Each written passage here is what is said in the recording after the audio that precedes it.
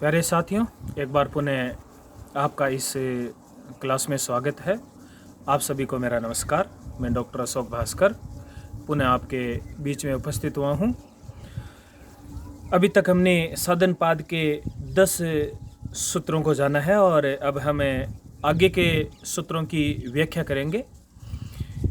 जो 11वां सूत्र आया है, अभी चूँकि हमारे क्लेशों के बारे में जो चर्चा चल रही थी उन्हीं से संबंधित यह जो आगे वाला सूत्र है, ये आगे वाला सूत्र क्या कह रहा है? 11वां जो सूत्र हमारा है कि ध्यान हेयास्त तद वर्तय, अर्थात क्लेशों की जो स्थूल वृत्तियां है, जो क्रिया योग से निर्बल यानी कि तनु कर दी गई है, जो हमारा तप है, स्वाध्याय है, ईश्वर प्रणिधान है, उनसे जिन क्लेश रूपी वृत्तियों को हमने शिथिल कर दिया है, हमने उनको जो तनु कर दिया है, वह ध्यान से, यानी कि जो ध्यान हेया कहा गया है, ध्यान यानी कि प्रसंज्ञान यानी कि विवेक ख्याति, वह ध्यान से त्यागने योग्य है।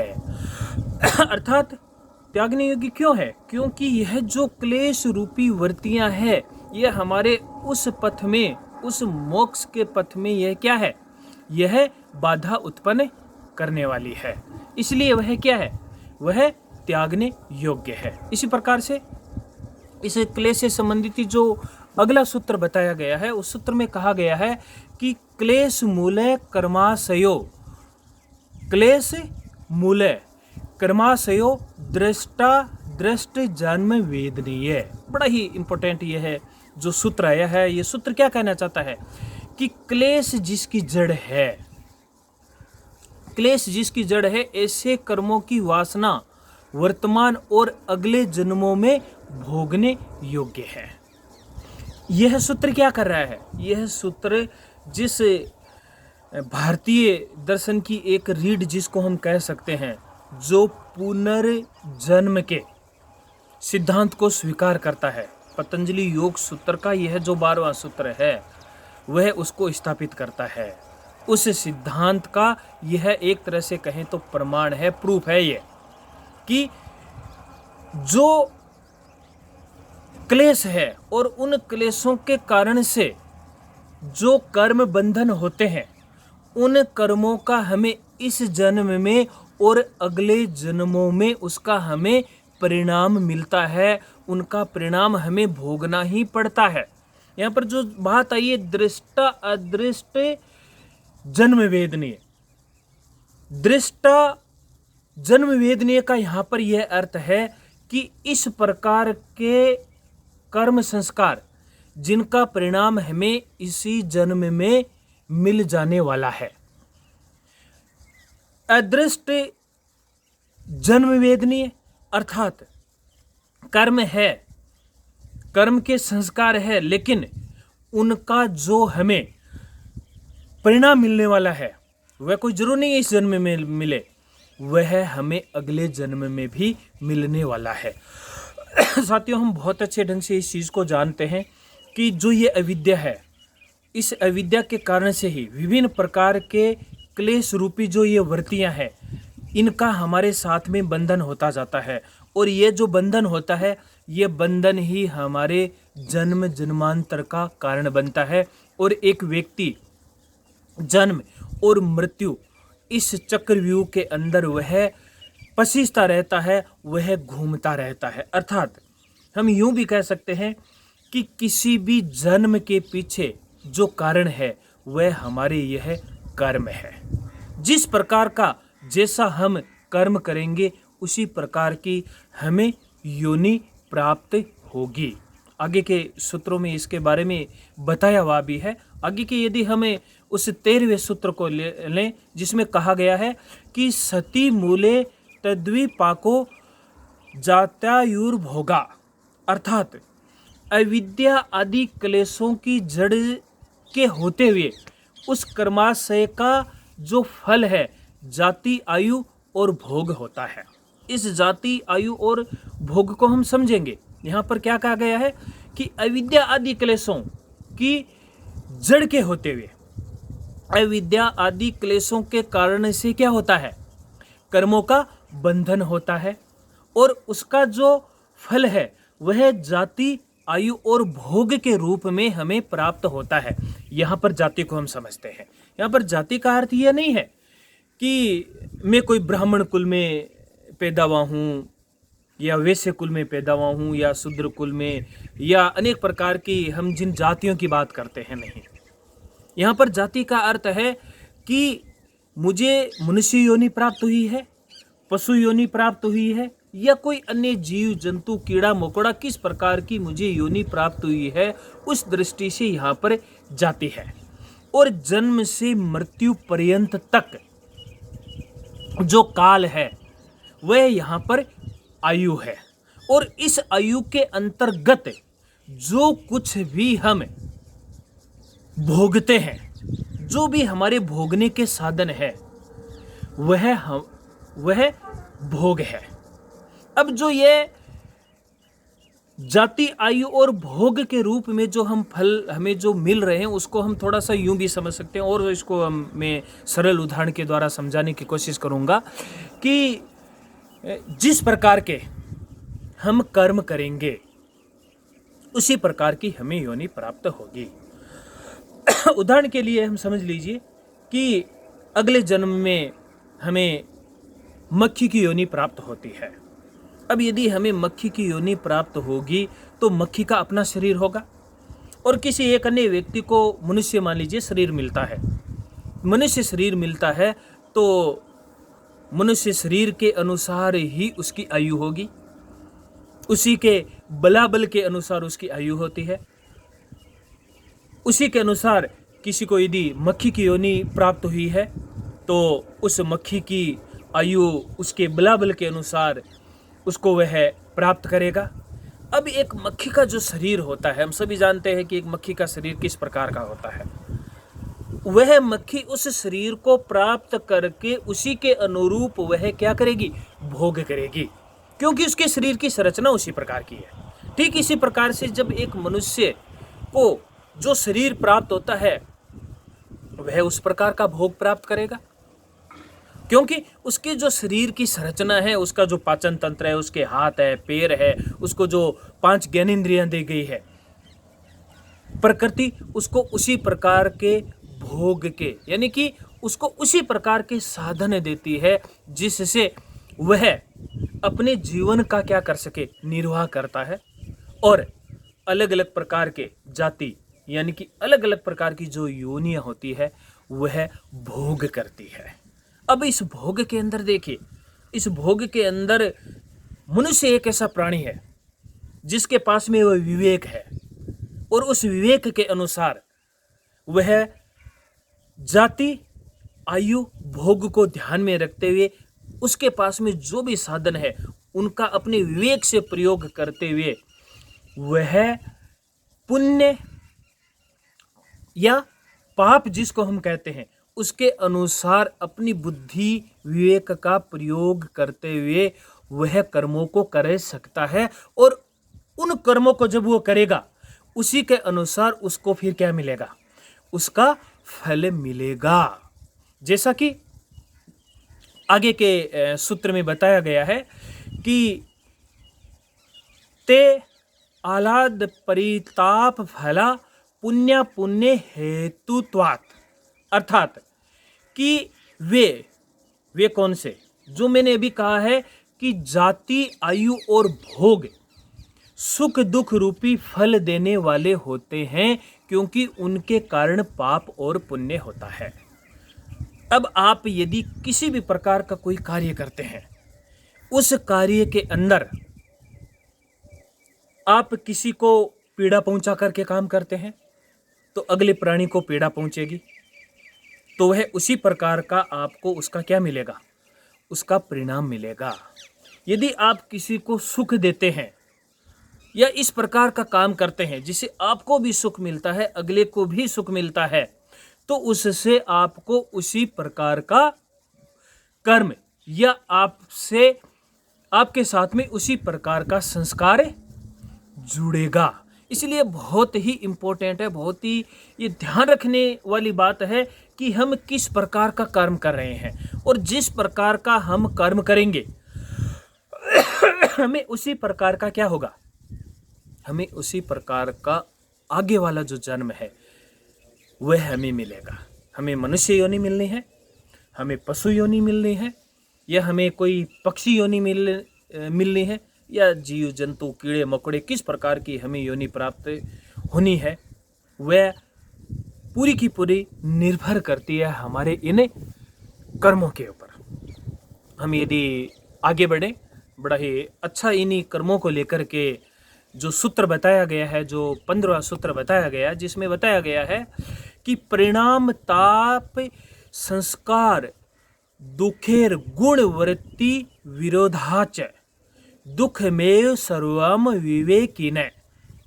थोड़ा सा बड़ा सूत्र है, लेकिन इसमें बहुत सारी जो बातें कही गई है, जिसमें कहा गया है कि परिणाम ताप संस्कार गुण, मुख्य रूप से इन जो ताप की बात आई गई है, जो परिणाम की बात आई गई है, जो संस्कार गुण की जो बात आई गई है, इनको थोड़ा सा हम इस सूत्र के अंतर्गत समझने की कोशिश करेंगे।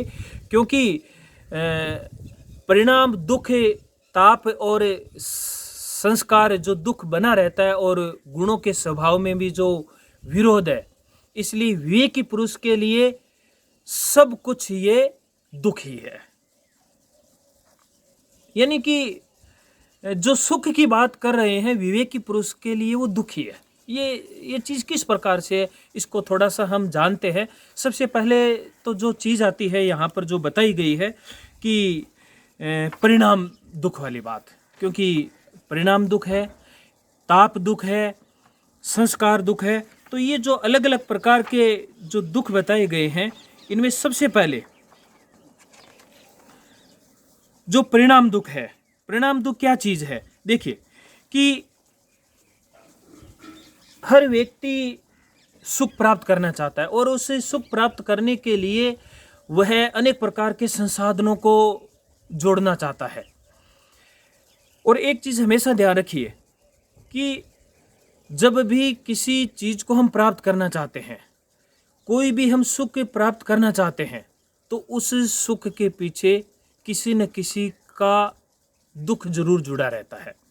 यानी कि किसी को दुख देख करके, या किसी को प्रताड़ित करके, या किसी भी जीव को कष्ट आदि पहुंचा करके ही हम क्या कर सकते हैं, हम सुख को प्राप्त कर सकते हैं। उसके बिना सुख को प्राप्त करना बड़ा मुश्किल है। क्योंकि यदि हम खेत के अंदर धान भी बोते हैं, तो उसमें भी धान बोने के लिए बहुत सारे ऐसे जीव जंतु, छोटे मोटे कीड़े मकोड़े आदि जो चीज़ होते हैं, उनको किसी न किसी रूप में उनको कष्ट पहुंचता है, उनकी हानि होती है। ऐसे हम अनेक प्रकार के उदाहरण ले सकते हैं, क्योंकि हम एक दूसरे से इस प्रकार से जुड़े हैं। तो कहने का अर्थ है कि जब हम इस प्रकार से किसी भी प्रकार के सुख को प्राप्त करते हैं, और जब उस सुख को प्राप्त कर लेते हैं, क्या उस सुख को प्राप्त करने के पश्चात हमारे मन में शांति आ जाती है? हमारे मन में और ज़्यादा इच्छाएं प्रबल हो जाती है। जब एक सुख को प्राप्त कर लेते हैं तो और ज़्यादा इच्छाएं हमारे अंदर पैदा हो जाती है। जैसे जब एक व्यक्ति के पास में साइकिल आती है, तो धीरे धीरे उसके मन में ये इच्छा हो जाती है कि अब तो मेरे पास में क्या होनी चाहिए, अब तो मेरे पास में मोटरसाइकिल होनी चाहिए। जब मोटरसाइकिल आती है तो उसको बड़ा आनंद आता है, लेकिन कुछ ही दिनों बाद में ऐसा उसको लगने लग जाता है कि मेरे पास में तो 4 व्हीलर होना चाहिए। 4 व्हीलर होने के बाद में उसको लगने लग जाता है कि नहीं, मेरे पास में तो बहुत ज़्यादा जो सुख देने वाली है, या बड़ी कंफर्टेबल महंगी से महंगी जो गाड़ियाँ आ गई है, वो मेरे पास में होने चाहिए। प्रथम बार जब मुझे साइकिल मिली थी, मैं बड़ा खुश था, लेकिन धीरे धीरे मुझे उसमें सुख की अनुभूति, यानी उसमें मेरी सुख की अनुभूति नहीं रही, और मेरे अंदर एक डिजायर पैदा हुई मोटरसाइकिल की। क्या इस डिजायर का, इस इच्छा का कहीं अंत है? कहीं पर भी अंत नहीं है।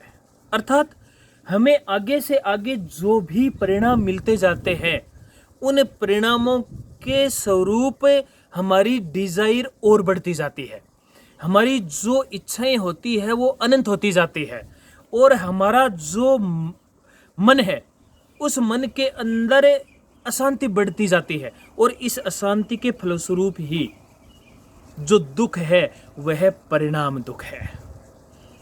और जब इन डिजायर की हम पूर्ति करना चाहते हैं, उसके अंतर्गत जब चेतन या अचेतन पदार्थों से बीच में किसी भी प्रकार की जब कोई बाधा पैदा हो जाती है, उस बाधा से जो दुख उत्पन्न होता है उसको कहा गया है ताप दुख है। वो कौन सा दुख है? वह ताप दुख है। अब मैंने कोई सुख भोगा, किसी भी प्रकार का वो सुख हो सकता है। अब पुनः उस सुख को भोगने की क्या हुई? इच्छा हुई। अब जब उस सुख को भोगने की इच्छा हुई, अब सुख भोग चुके हैं, अब जब भी उस सुख को भोगा जाता है तब उसके संस्कार हमारे अंदर बन जाते हैं। उसके संस्कार हमारे अंदर जड़ के रूप में अंदर बन जाते हैं, वो पैदा हो जाते हैं। अब वो संस्कार बने हुए इसलिए तो हमारे अंदर क्या हुई? इच्छा पैदा हुई, क्योंकि कोई भी जो संस्कार होता है वो स्मृति छोड़ जाता है। अब जब वह संस्कार आपके अंदर बना हुआ है तब आपके अंदर पुनः क्या हुआ? उस चीज को भोगने की इच्छा हुई। परंतु हमेशा ध्यान रखिए, जो पहले आपने भोगा था पुनः उसी प्रकार से भोगना संभव नहीं है। उसके अंदर किसी न किसी प्रकार की क्या रह जाती है? उसके अंदर कोई न कोई कमी रह जाती है। जब वह कमी रह जाती है और हमारे अंदर क्या होता है? दुख पैदा होता है, तो वो कौन सा हो गया? वह संस्कार दुख हो गया। अगला जो है वह है गुण दुख। अब ये गुण दुख क्या हुआ? हम सभी जानते हैं कि यह जो प्रकृति है यह त्रिगुणात्मक है, यानी कि 3 गुण वाली है, सत्व, रज और तम। और इन 3 गुणों के बारे में हम जानते हैं कि जो सत्व गुण है वह सुख कारक है, रज प्रधान जो है वह दुख कारक है, और जो तम प्रधान गुण है वह मोह कारक है। ये तीनों गुणों की, ये जो 3 गुण है ये इनकी अपनी यह विशेषता है। जब सत्व की प्रधानता होती है, उस प्रधानता के चलते जब रज और तम दबे हुए रहते हैं तब हमें सुख की अनुभूति होती है।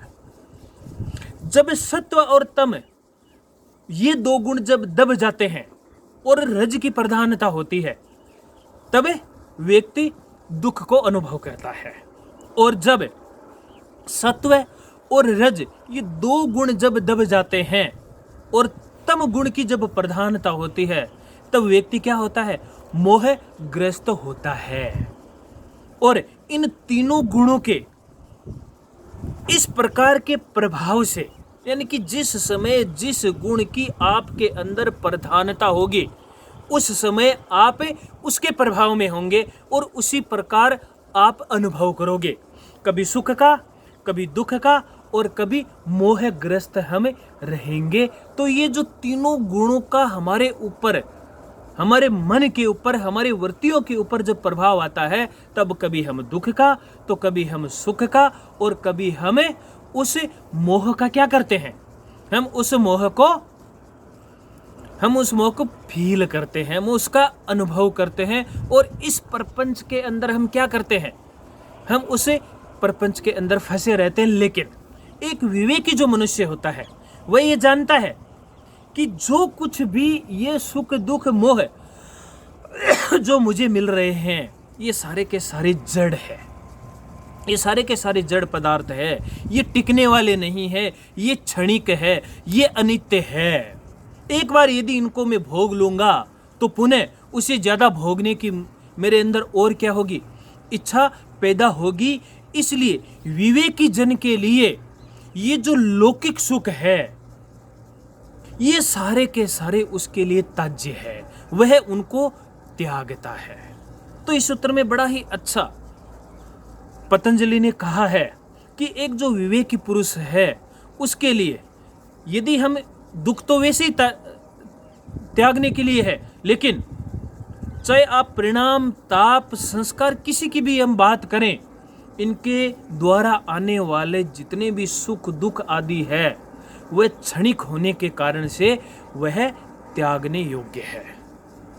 तो इस प्रकार से अभी हमने 4-5 सूत्रों का, क्योंकि ये 15वां सूत्र था, इसकी हमने व्याख्या की है। आगे जो और सूत्र है उनकी हम अगले सेशन में व्याख्या करेंगे। तब तक नमस्कार।